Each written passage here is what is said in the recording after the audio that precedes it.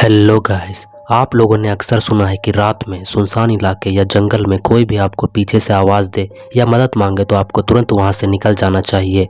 ये बात अक्सर बूढ़े बुजुर्ग लोग भी बोलते हैं, लेकिन कई बार हम इन सब बातों को फालतू मानते हैं। अगर कोई रात के समय आवाज़ देता है या मदद मांगता है तो रुक जाते हैं और यहीं पर लोगों के साथ खतरनाक घटना घट जाती है जो काफ़ी डरावना होता है। दीपक, जो अपनी वाइफ श्रुति के साथ जोधपुर नाम के गांव में रहता था। दीपक सरकारी नौकरी करता था, इसलिए रोज उसे अपने गांव से शहर आना पड़ता था। एक दिन दीपक ऑफिस का काम खत्म करके हर दिन की तरह ऑफिस से घर वापस जा रहा था। रास्ते में एक बाजार लगता था तो उसने सोचा कि घर जाते जाते कुछ सब्जी लेते चलूं। तो उसे वहां पर बहुत सारी ताजी ताजी मछलियां दिखी और उसने मछली खरीद ली और कुछ छोटे मोटे सामान घर के लिए खरीद लिए।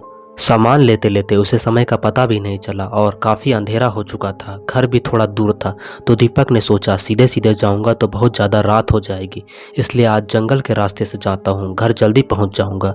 तो उसने जंगल की तरफ अपनी गाड़ी घुमाई और बहुत तेज़ी से गाड़ी चलाने लगा। अचानक थोड़ी देर बाद उसके गाड़ी के सामने एक औरत आ गई। दीपक ने ज़ोर से ब्रेक मारते हुए गाड़ी को रोका। दीपक ने उस औरत को देखा। वो औरत बड़ी सी घूंघट डाल रखी थी और ज़ोर ज़ोर से रो रही थी। दीपक ने उससे पूछा, इतनी रात को तुम इस जंगल में क्या कर रही हो और तुम्हारा घर कहाँ है? लेकिन उस औरत ने दीपक के कोई भी सवाल का जवाब नहीं दिया, बस सिर्फ रोए जा रही थी। उसके रोए जाने से ऐसा लग रहा था कि पूरा जंगल गूंज रहा है। दीपक ने सोचा शायद ये किसी मजदूर की पत्नी होगी जो रास्ता भटक गई है।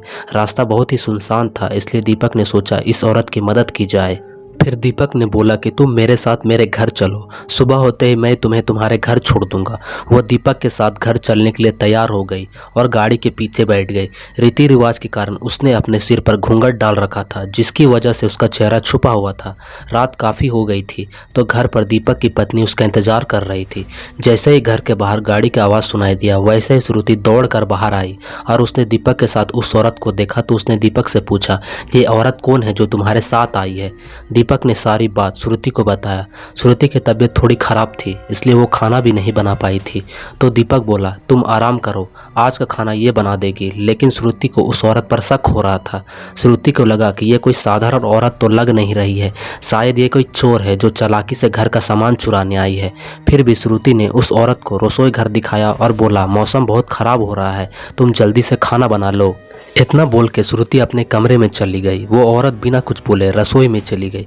कुछ देर बाद रसोई में से बहुत अजीब अजीब आवाज़ आने लगी। श्रुति उस आवाज़ को सुनकर सोचने लगी कि ये कैसी आवाज़ आ रही है। फिर उसने सोचा शायद मौसम बिगड़ने की आवाज़ है, लेकिन उस औरत को लेकर श्रुति का मन अभी भी शांत नहीं था। उसने रसोई में जाकर देखा तो वो औरत अभी भी चुपचाप बैठी हुई थी। ये देखकर श्रुति का बहुत गुस्सा आया और उसने चिल्लाकर बोला, अभी तक तुमने खाना बनाना शुरू नहीं किया है, जल्दी बनाओ खाना, सबको बहुत भूख लगी है।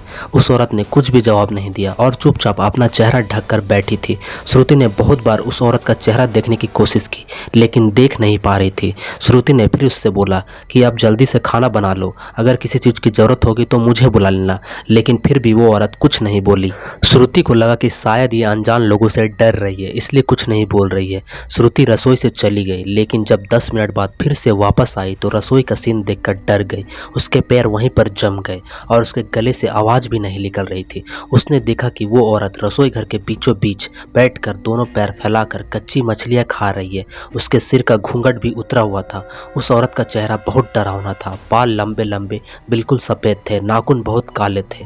वो मछली खाने में इतनी मग्न थी कि वो श्रुति को देख ही नहीं रही थी। श्रुति उसे देखकर चिल्लाई नहीं कि कहीं वो औरत उस पर हमला न कर दे। श्रुति ने धीरे से एक थाली उठाई और चूल्हे पर जलता हुआ कोयला उठाकर उस डायन के ऊपर गर्म कोयला फेंक दिया। आग की जलन की वजह से वह जोर जोर से चिल्लाने लगी। उसकी आवाज़ इतनी तेज थी कि उसे सुनकर सारा गांव जमा हो गया। श्रुति ने उसे आग दिखा दिखाकर अपने घर से बाहर निकाला। बाहर निकलकर वो डायन गांव वालों को देखकर सीधा जंगल की तरफ भाग गई और फिर कभी वापस गांव में नहीं आई। तो दोस्तों, रात के समय सुनसान इलाके या जंगल में कोई ऐसा दिखे तो तुरंत वहां से निकल जाए, वरना कुछ भी हो सकता है। होप आपको वीडियो पसंद आया होगा तो लाइक कर दे। हॉरर स्टोरी देखना पसंद है तो चैनल को सब्सक्राइब भी कर सकते हैं। तब तक के लिए bye bye and take care.